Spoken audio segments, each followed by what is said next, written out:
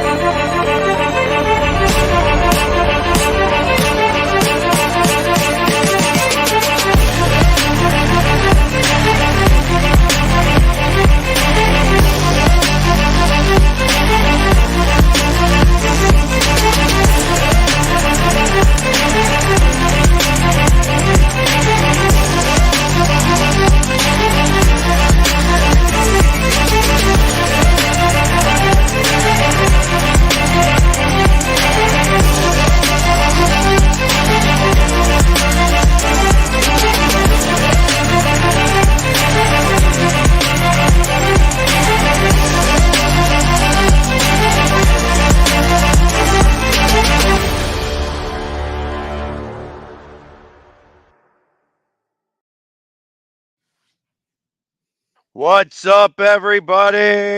It's another NFC East show. Only two of us today. Not sure where Sneaky's at. Not sure where Pork Rind's at. Doesn't matter. They Doesn't aren't matter. really. They aren't really in the mix. Obviously, we did play the Giants this week.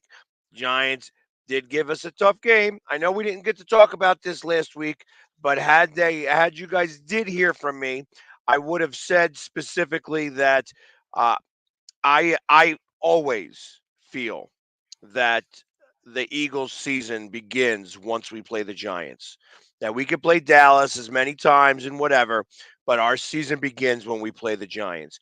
And it doesn't matter what the records are, the Giants are always going to play us tough in the first game. Second game, different scenario. Second game, I think we'll smoke the Giants.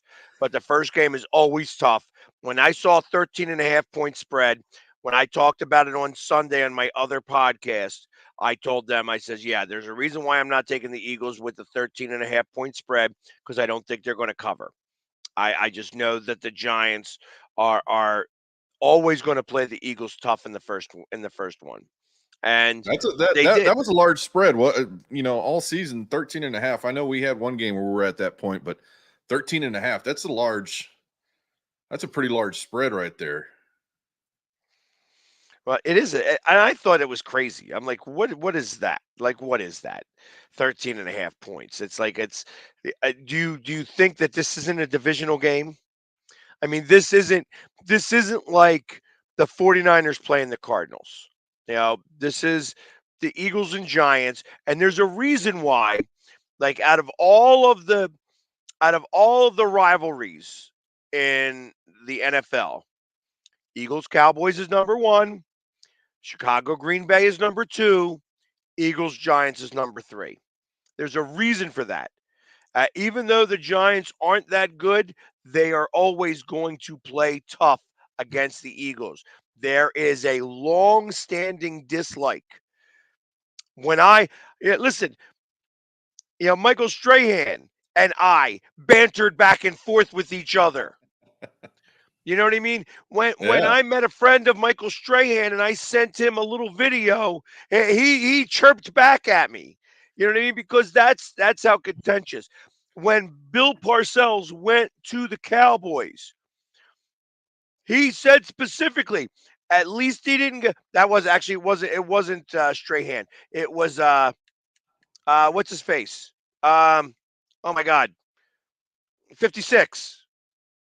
Lawrence Taylor. Lawrence Taylor said at least he didn't go to the Eagles.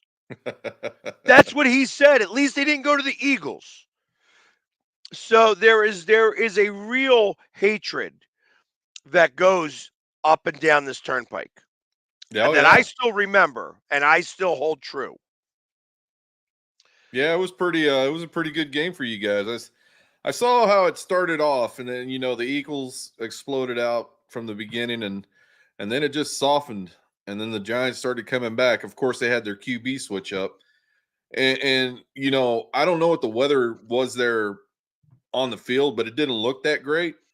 It looked a little bit, wet per se, like there was some precipitation up in the air, but other than that, it was a great game. I actually sat through the whole game, and I was, for Tyrod Taylor to come in and do what he did. I don't know if it was just the angst, it was just getting back into it, but him running around, which we all know he can do, him throwing the ball. I mean, he was hitting those passes deep, and it was a good game. It was a good game all the way around. You guys prevailed, of course. You guys are in first place, and I couldn't even, playing them 2 games or two times within 3 weeks is just absurd, if you ask me. But it is what the schedule is. Right. We gotta play the people in front of us, but I'm a firm believer that you have to play the Giants earlier than this. You can't. Yeah. We can't. They can't do this. Yep. This was like this a couple of years ago when we played Dallas like 2 times in 3 weeks. Yeah, that was. It was COVID year, so it was a weirdo spot, I think. But Yeah. I don't like these divisional games that they put kind of back to back with each other, especially when you didn't know how the Giants were going to be. It would have been possible that we could have played the Giants if things worked out differently 3 times in 4 weeks. Yeah.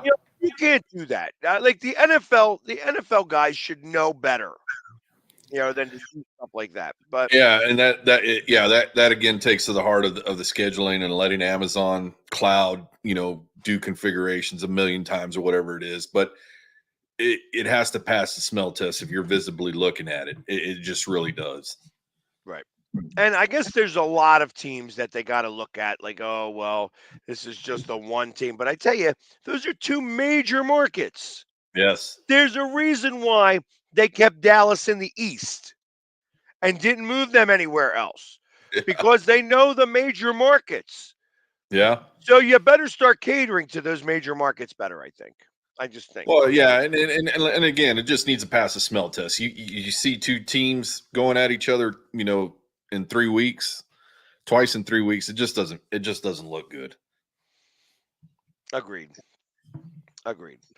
So, but that being said, we did take the win. We got back in first place because The Cowboys, they stunk it up this weekend.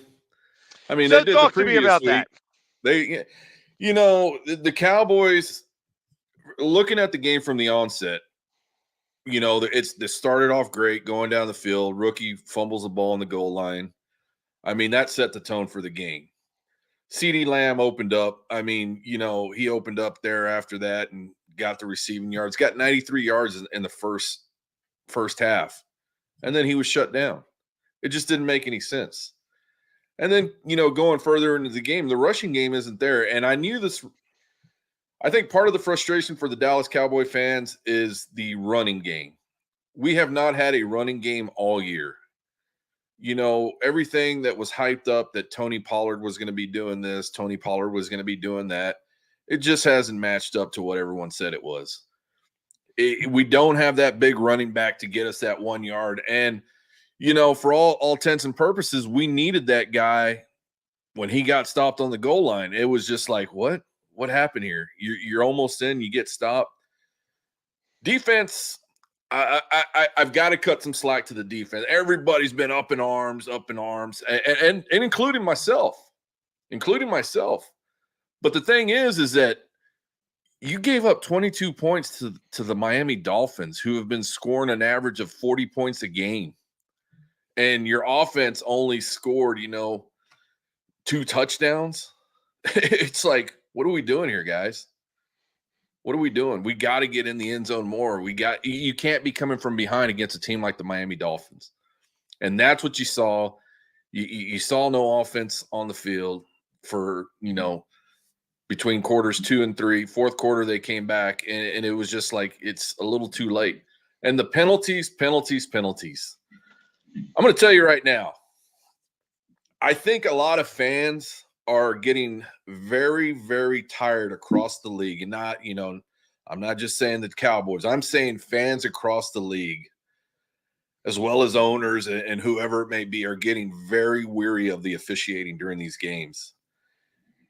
We've got a player such as Micah Parsons who hasn't had a flag thrown in 34 quarters or something absurd. And he's being held every game. I mean, the pictures, you see it happening in real time, and no officials are throwing the flags. Then the calls that he's getting, a personal foul that really hurt us for roughing the passer when it was perfect timing. It just doesn't make sense. It's getting old, and I think fans across the league are starting to notice this more and more as the time goes by. And I'm going to tell you, even so much so, is that when you have the analysts calling and saying, what is the call there? We're not seeing it. And Dean Blandino coming out, I just don't see it. You're hearing that more and more that, well, it's snapped in real time. The camera, the camera could no. When these guys are looking at it full time, I don't see it. So that says something. When these analysts are starting to call out the refs, it just goes to show you that it's not just us fans. The analysts are starting to see it and call it out as well. And it's just, it's hurting the game so much so. And we knew this was going to happen, though, when they got in bed with gambling. There's no other way to put it. It's affecting the outcomes of games. It's affecting the scores. It's affecting across the board. And I can see, why there's more gambling in this game, but it's getting risque, man. Joe, stop. It's not just you. It's not just the Cowboys. It feels like Joe. It feels like that because one, you're a fan. You're seeing the games in real time. But if you look across the league, it's it's become a major problem, and it's just like from roughing the passer to holding to personal fouls. I mean, you can't say enough. Just go back and look at the games this weekend. Look how many penalties were across the board, I should say. And again, it's not just us saying it. It's the analysts starting to call these guys out. That, you have the players who are now analysts saying, well, what's going on? And was Tom Brady right? Are we getting soft? Of course we are, but, we're trying to protect players at the same time. But it's become tiresome already at this point. Week 17, week 16 goes by, and you're having petty calls on both sides of the ball, and calls that shouldn't be calls. Roughing the passer should not be called on Micah Parsons when he got that hit. And I'm going to even go back so much so when Dak Prescott got hit in the end zone, and that was roughing the passer, and we got 15 yards. I mean, it's going both sides of the ball. It's not just the Dallas Cowboys. It's not just the Eagles. It's I mean, because even during that last drive, they gave him a roughing the passer call, and there was no roughing the passer. It was just like, are you kidding me? Like what is happening? Is this because the NFL wants you to? Okay, we want these games to be very close. That's what we're trying to do here. Oh. Billy, you got one of your answers right here. Sneaky G-Man shows up a little late, but he's still here. That's awesome. What's going on, guys? It's going. Let me go into this, Billy. I don't know how many people watched the the game between Baltimore and San Francisco. When Lamar Jackson is backing up off the 15-yard line, goes all the way back to his end zone, and he gets a safety because he tripped over the referee that fell down. I mean, I understand of accidents. I understand of these things taking issue, but, it's kind of like, how are you on the 15-yard line and you end up in the end zone and then you fall down you get a safety due to the referee? It just like, I think across the, when they go to the owners meeting, that needs to be addressed. If a referee interferes at any time within the end zone, that something needs to happen. They need to replay the down. They need to do something. An official can't be causing this type of scenario at the beginning of a game. It just doesn't make sense. Well, I disagree with that a little bit because the referees are part of the field. Right. Correct. The referees are part of the field, but they shouldn't. I understand he fell down. I do understand trust me, you can see the look on his face if you go back and see it like, oh man, I just fell down. But in that situation, it's 2 points to San Francisco. Right. I understand if something was in the middle. This is the end zone. These are points. So I mean, it's neither here or there. It's just saying something needs to be, something should be said in the owners' meeting. Yeah, and well, first off, Merry Christmas, guys. I hope you guys had a great Christmas. Philly, congratulations for your latest and greatest acknowledgement.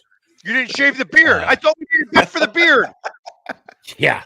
I don't know. I'm still wearing my wedding band. So therefore, as long as this is still on, this beard is on as well. If we're going to talk about officiating, and I'm just going to jump in while I know the flavor of the Kool-Aid. It was atrocious Sunday. Now, I'm not going to sit here and say that it would have made a big difference. We'll never know. We will never know. But the offensive call or the offsides call on Schmidt was BS. The no call for the pass interference on Robinson was BS. And the no call for the passing interference for the end of the game was also BS. On who? But on who? What are you talking on Barkley? Did you not see Barkley? So I'll tell you the reason why they didn't call it on Barkley. He stepped out of bounds. The moment you step out of bounds, he stepped out of the back of the end zone. He didn't need to be in the play anymore. He could be pushed. So what I saw, because he ran across the field. But he stepped out of bounds. He stepped out of bounds before he went across the field, or when no, he stepped out of bounds at the back of the end zone. And once you did that, they actually had the right to push him out, because then they didn't let him reestablish, and that was actually a good defensive play, knowing the rules. Once he stepped out of bounds, that they didn't have to allow him. He could have been pushed out again. See, I tried to hear an explanation all day about that, and I heard nothing. I heard nothing about the explanation about Schmidt, although it shouldn't have been called. But let's just. I'm kind of in a conundrum, okay, because I want to bitch about those penalties, which made the game closer, maybe a little more competitive. Which I'm glad that, and I heard what you said earlier, where you said that we play you guys harder the first game. I don't want Dallas to be successful at all this season. And True, I love you. And I know every single every single Cowboys fan, Dallas Cowboys fan, was a Giants fan for Monday night's game. And the refs were horrible. So it's kind of like a mixed bag. Now, what I will say real quick, and then I'll get off my soapbox. I'm okay with them benching DeVito at halftime, but I think he's right now. Tyrod is declared the starter for the remainder of the season, which we win them, great. We lose them, it is what it is. Of course, you play to win the game. I would like to see DeVito, just as a developmental aspect of it. He got some valuable reps. He sparked a fan base for like 3 weeks. Felt good. And I love Tyrod. I have nothing against Tyrod. I love the fact that he's getting his opportunity again. The only problem is he's not under contract next year. And we know what we get with Tyrod. But with DeVito, I want to see how he handles adversity. I want to see how he can come back from being benched and playing in a tough Rams environment. He's a young kid. He's like in his, early 20s, but it is what it is. And coach, made the decision and we got to ride with it. So there's a piece of me that wanted to ask this question to you specifically, Sneaky. Obviously, Tyrod came in and started the second half. Yes. And the game plan changed in the second half, obviously. Yes. But do you think that had they kept him in there, that he would have had a similar result? I feel like that they changed the game plan and they made the adjustments, and the adjustments are what worked. So it makes me wonder if they kept in DeVito, that he would have had a similar result that Tyrod did. I could look in my crystal ball and tell you yes, it would be the similar. But I think, look, Tyrod is a veteran NFL starter. He's been on Super Bowl teams. He's been a journeyman throughout his career. So when you put Tyrod in, you add a lot of options. Okay.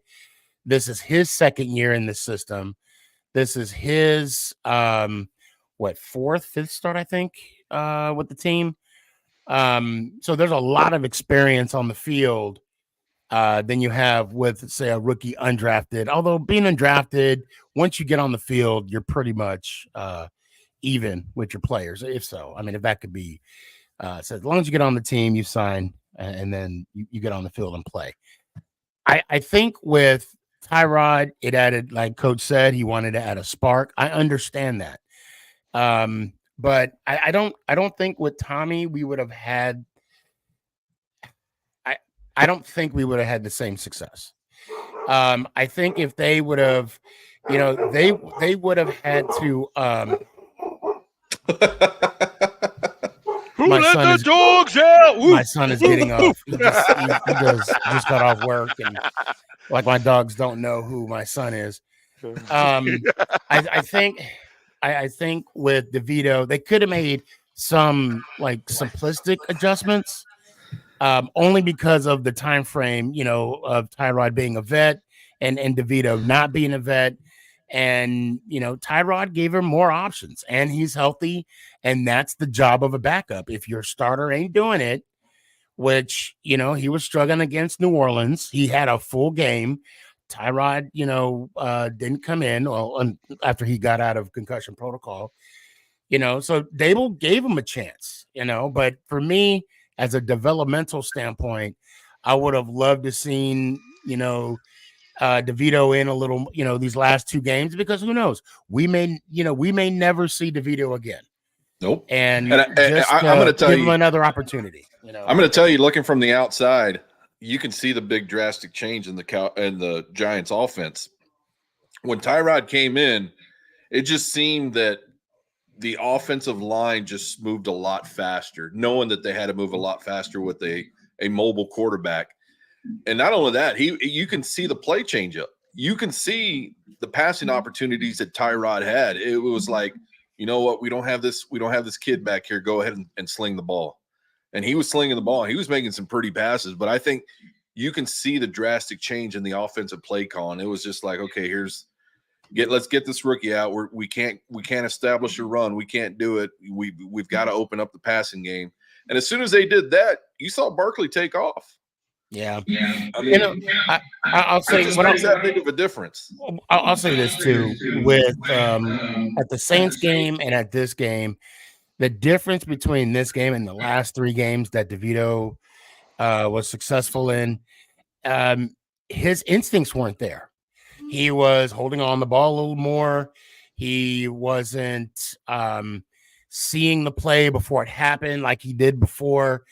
And I saw the same type of, you know, 1 through 1. When you hit that third step, that ball got to go, and he was just standing up in the pocket, and then Yep. he would have to make that rollout. So I don't know if they were trying to add stuff, to the playbook that he wasn't comfortable with.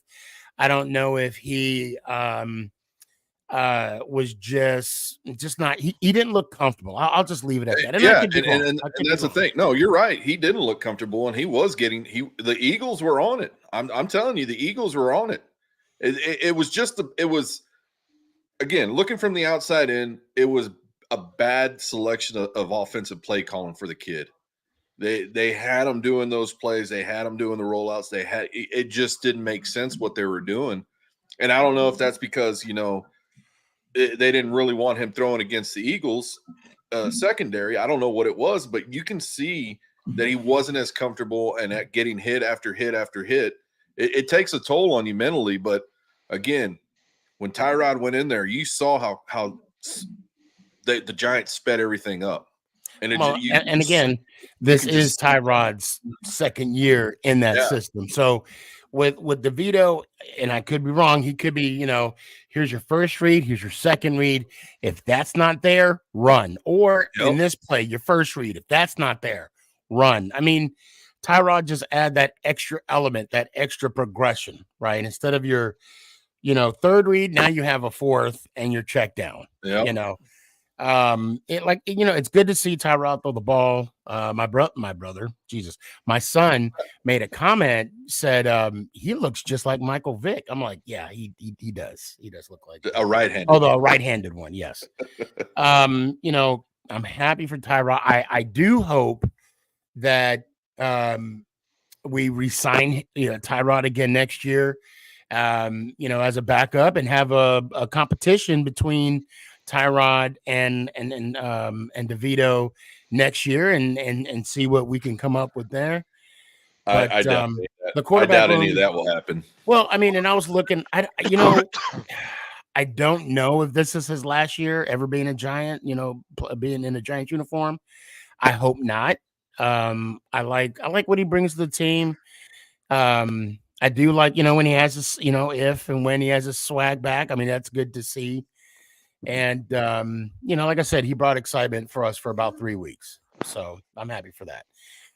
And now I got to say this, and True, you're not going to like it. And I'll get off my soapbox again. I happen to get off and like a Stairmaster. I'm not worried. I'm not hitting the panic button, but I don't want Dallas to be successful in the Super Bowl. I watching Philly play, okay, and the fact how we came back, how the penalties kind of went, your way, and how Philly got certain calls their way, and also how although on the special teams play, that fumble, he was pushed into the. I'll give that. The kickoff returner and what Baltimore did to the 49ers. Damn. They're saying that Brock Purdy's hurt. He got a stinger. Second one. So I don't know which Brock Purdy's going to stand up in the playoffs. And, when that type of football, when that season starts, I want to see fun. It's going to be fun. I want to see Philly, and I want to see Dallas not be successful. And it's, well, look, you don't know until they play the game. You don't know until they play the game. Yeah, you don't know until you play the game. But the fun parts about this season is you even heard Philly and I talking about how close a season this was going to be between both of us. The difference is that, you know, we're on a slump right now. Yeah, we have a two game loss, but again, when we get to postseason, that's when it's going to become interesting. And I think if we can get back our tackle Tyron Smith, I think that'll help out. I was embarrassed to see what our backup did this game. I mean, everything was just, this guy was just letting Dak get sacked after sack after sack, and it was just pitiful. But postseason's going to be fun, I'll tell you that. And stop hating on the Cowboys. No, that's my job. That's what I do. That's what I do. Yeah, especially since Joe thinks that the Cowboys are the bee's knees. Let me tell you, how about them Dolphins?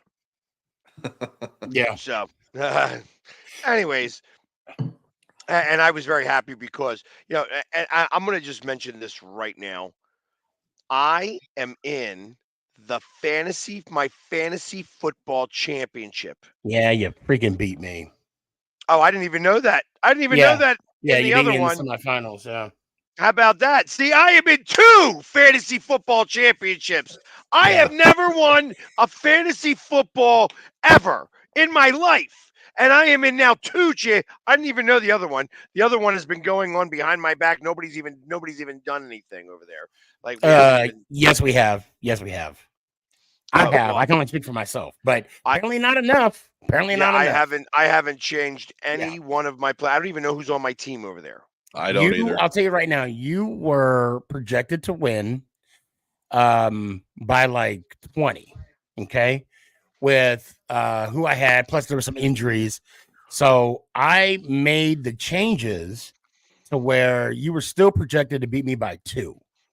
So I'm like, oh, it's going to be close. And then, of course, when I look down on my bench, there's players that I should have, could have, would have started. And I just said, F you, NFL fantasy football. But I too am, out of the 4 leagues, I'm in 2 championships myself. So nice. I don't know. I'll just let auto pick. Well, that's what we all did. We all auto picked. Yeah. I haven't. In fact, we've auto played because I don't even know if like half of my guys could be hurt on that team. I don't even know. I haven't even looked once. I'd be willing to bet that I had Cooper on that team though, because he had 51 points.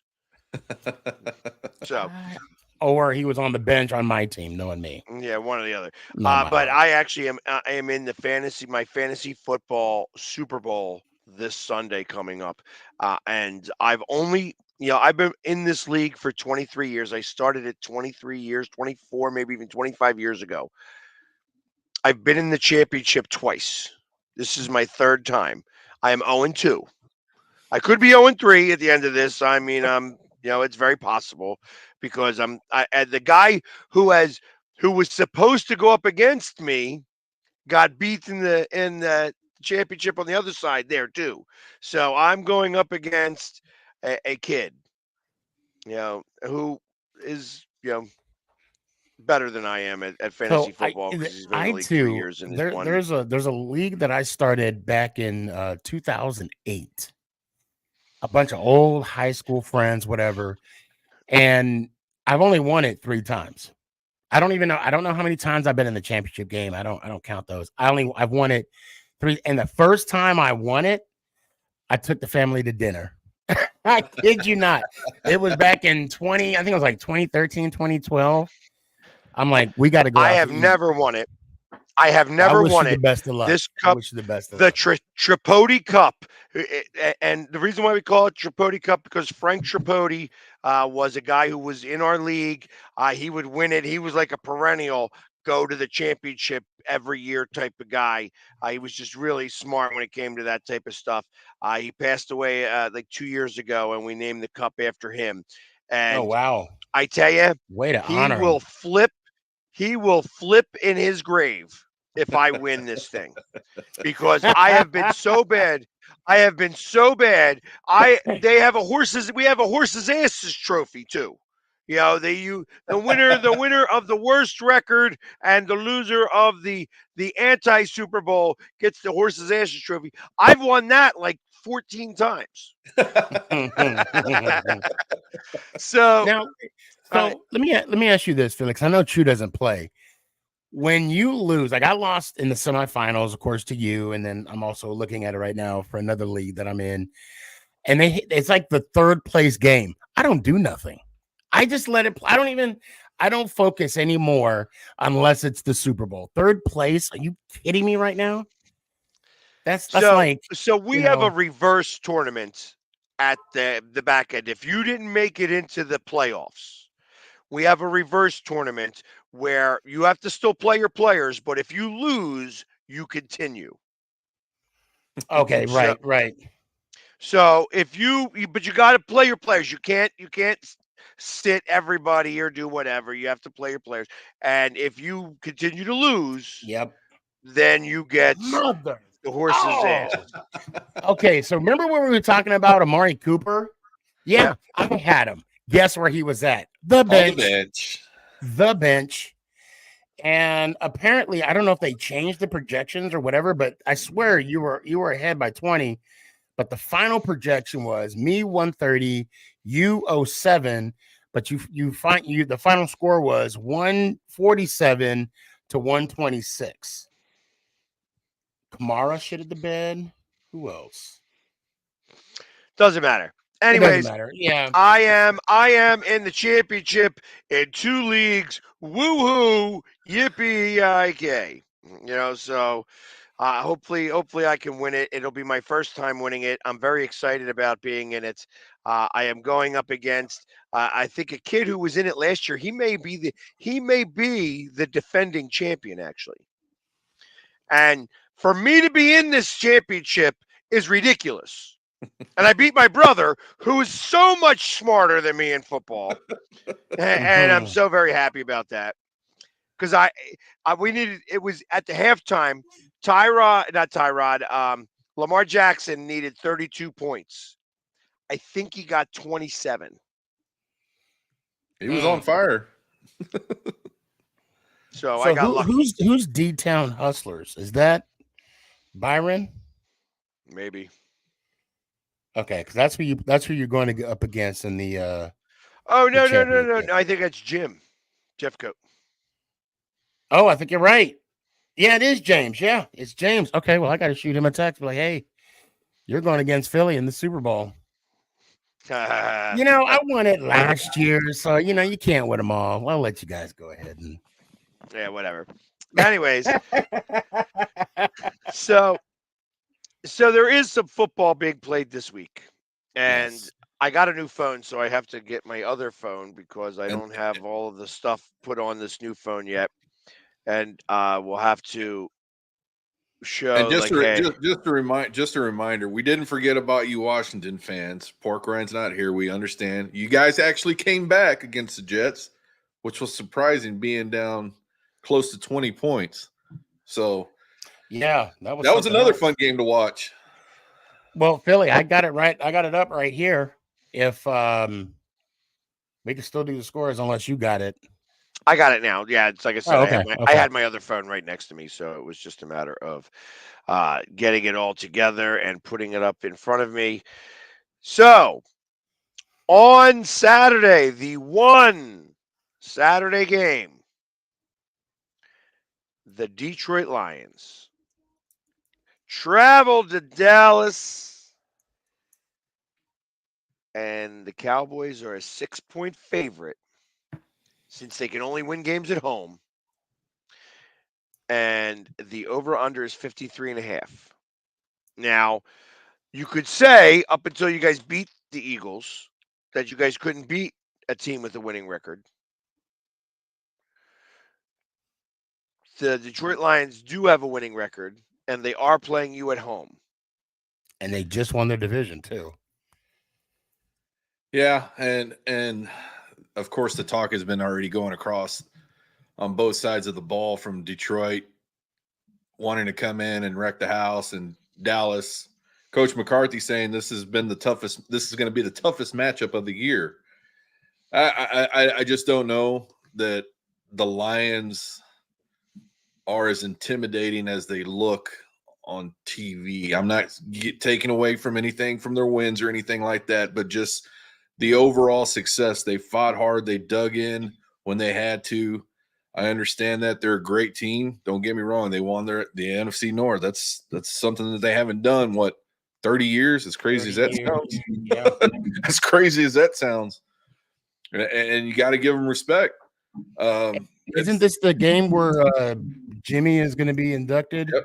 Jimmy's going to be inducted this game, so it's going to be fun. It's going to be a fun game. But the Cowboys, I think, I know the Cowboys are mad right now. I know from a defensive standpoint, they're just upset. I know from an offensive standpoint, they're upset.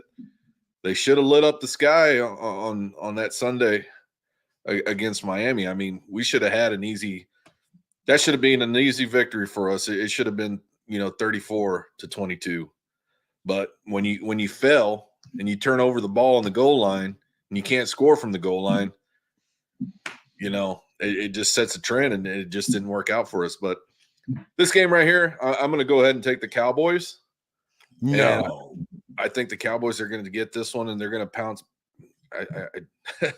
Pun intended.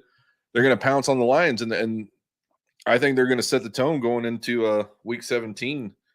They're going to get this one 38. I'll give them 23 points to the Lions. I think this is going to be a battle of field goals. I'm going to take the under. If my math serves me correctly. No, it's going to be over, because I'm going to say Detroit's going to kick a winning field goal. Matter of fact, it is the over, because 24-24 is 48. No, it's under, just 52. by a smidge. Just by a smidge. It with that 3-pointer at the end of the game, in back-to-back weeks, 27-24. Detroit.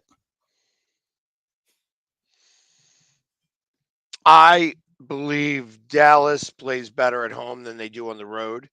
And I believe Detroit plays better at home than they do on the road. And I think that's going to be the end all be all when it really comes down to it. Just to give you an idea on things that I notice,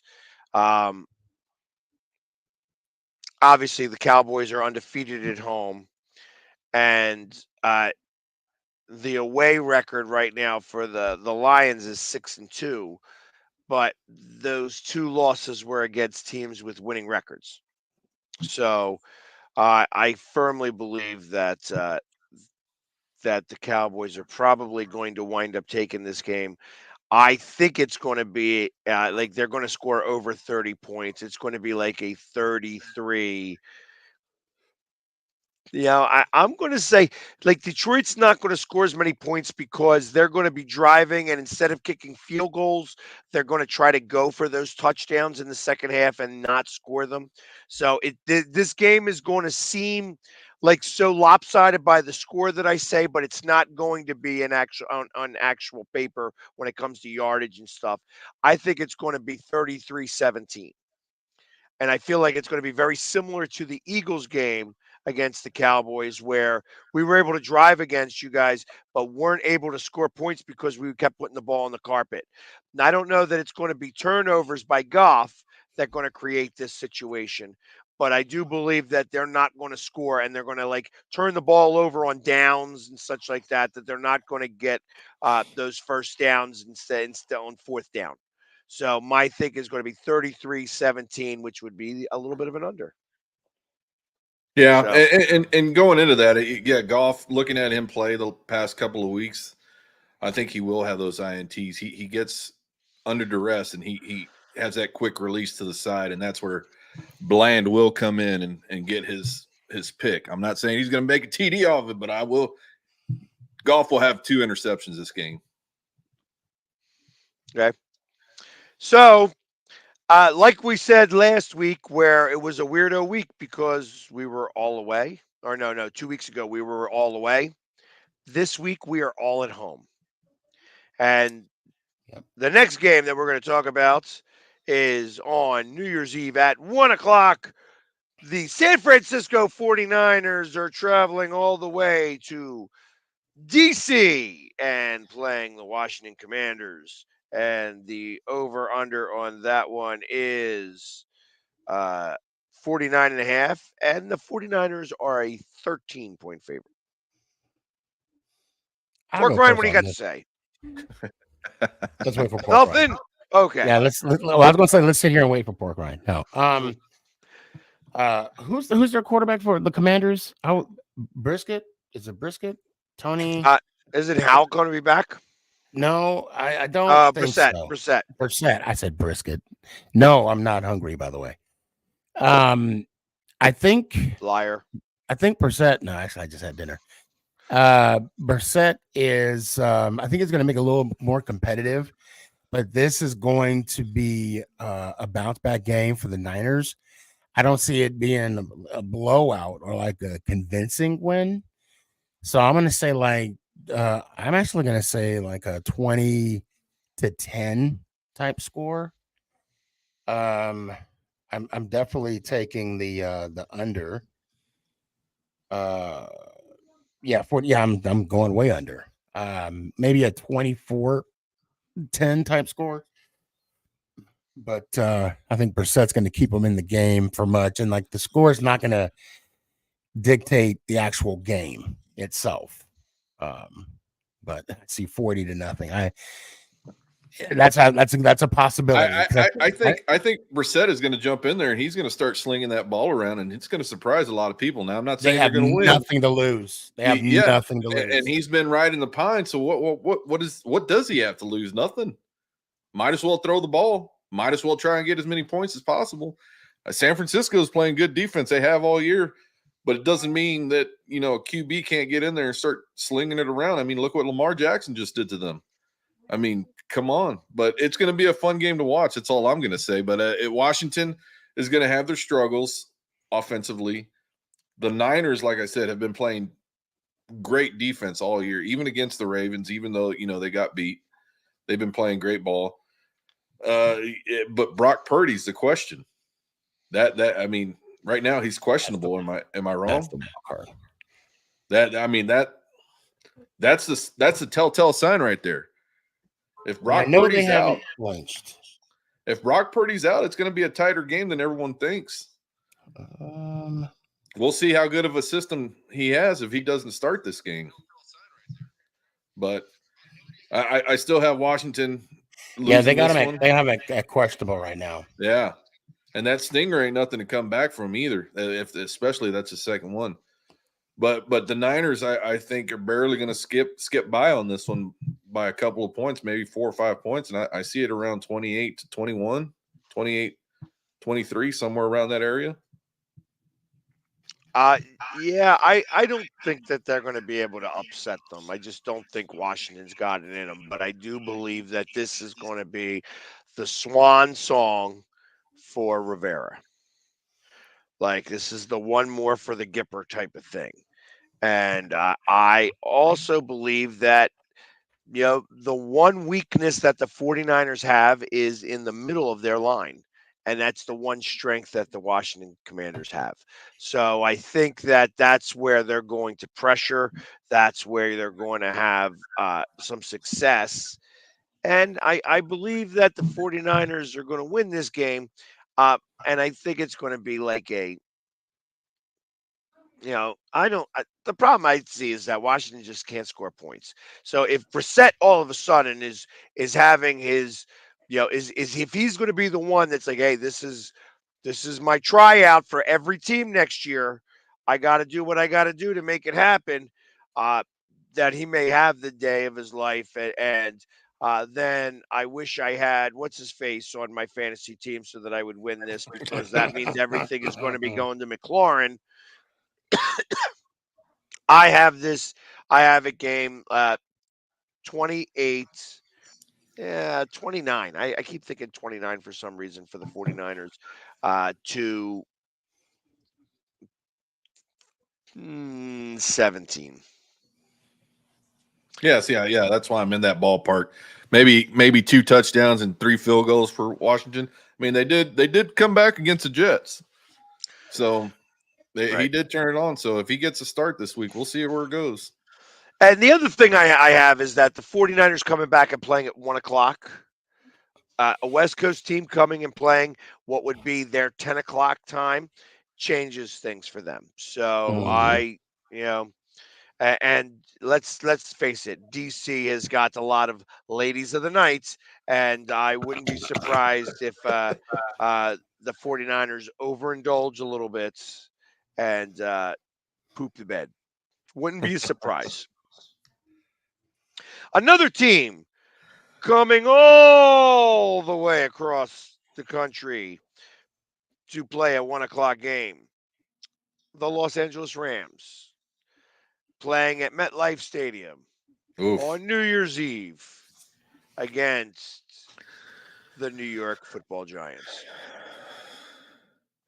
The over-under is I'll go less 44, on this. 44.5 over under.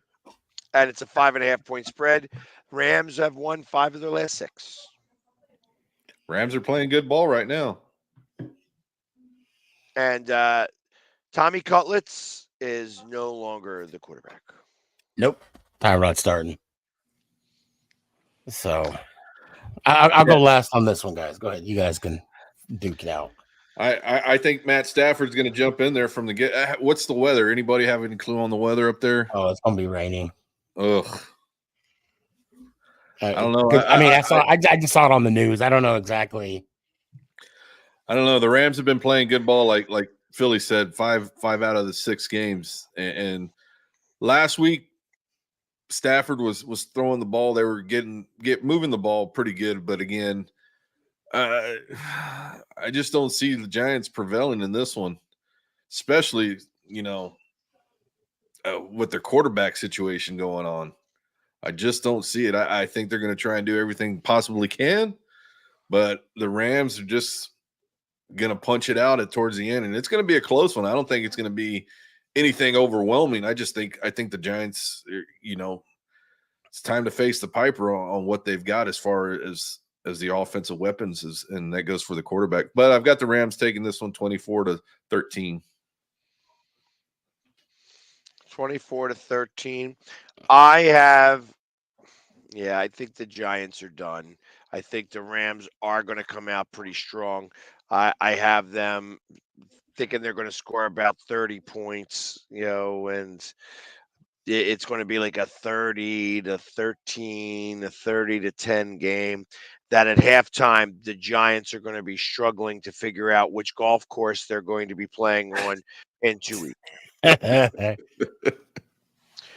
think that's kind of what I see here. I'd love to say it's different, but the Rams are still in a playoff hunt. I think right now they have the number 2 wild card, so it wouldn't surprise me.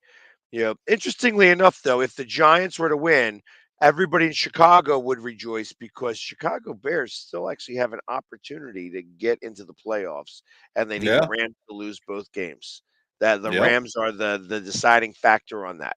So you have every Bears fan in the world on the Giants side. Yep. So I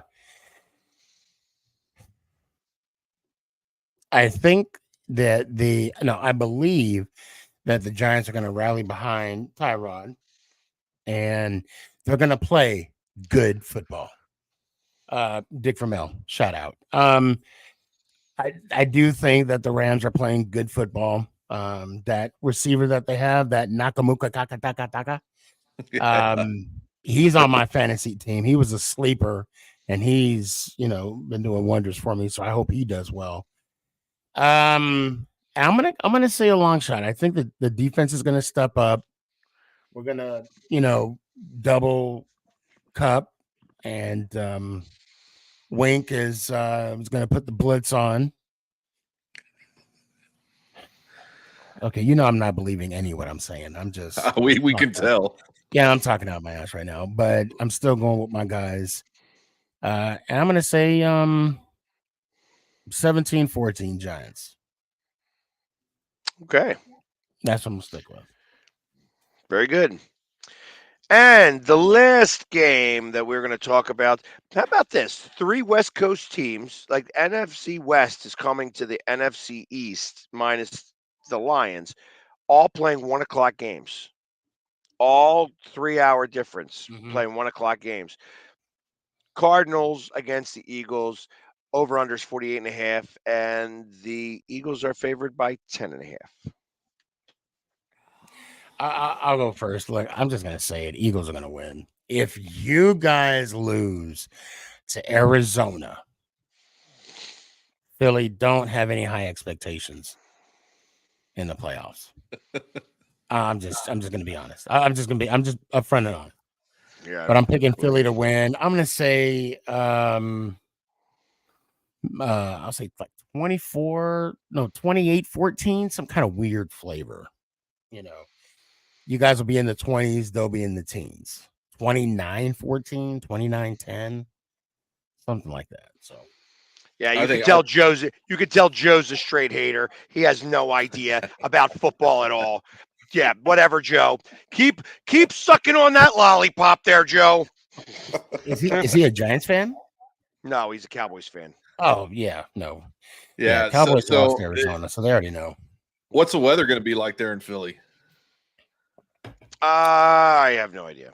Oh, it should be crappy. That whole Yeah, system I mean, is going you know, northeast. that's going up there in December, late December, almost January. So weather prevailing. Arizona, I don't know, man. Arizona's going to try and give it what it's got, but I don't think it has much. I really don't.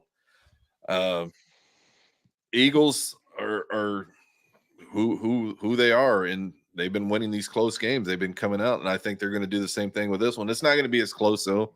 I think Philly's going to get it at least by 8.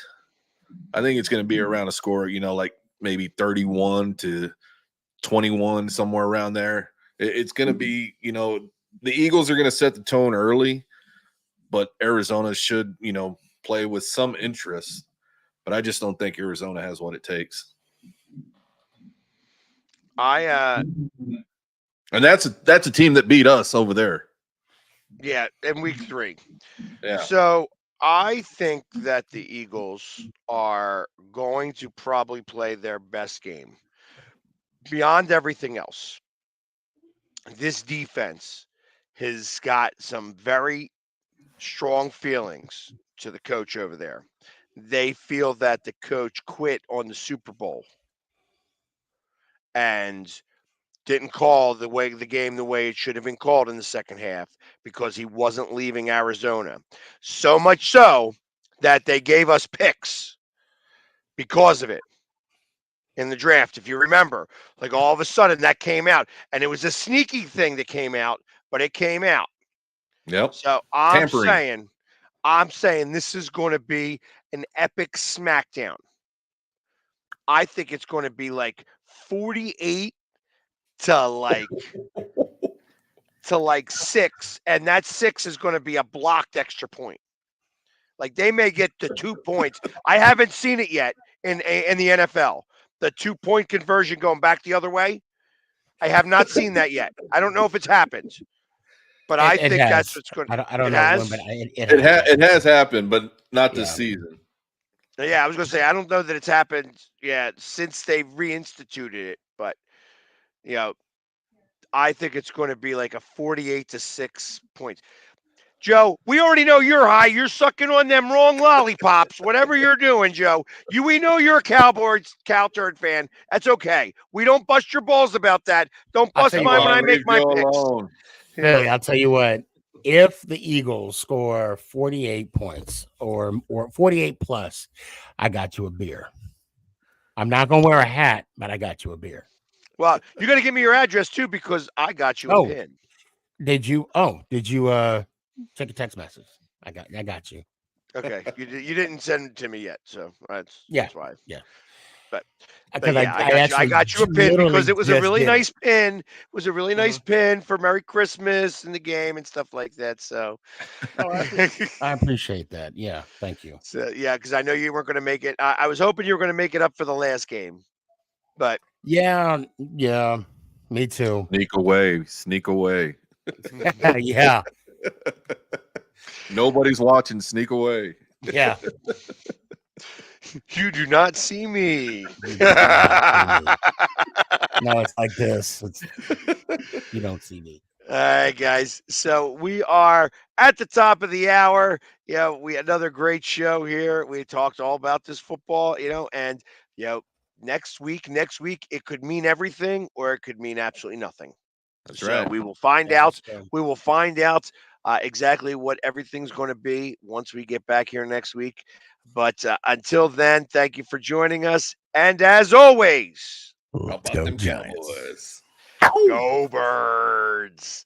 Hail to the Yeah. Commanders. Is that what he says? Or what? Happy New Year, everybody. Have a good Happy New New Year. Year, Happy New guys. Year.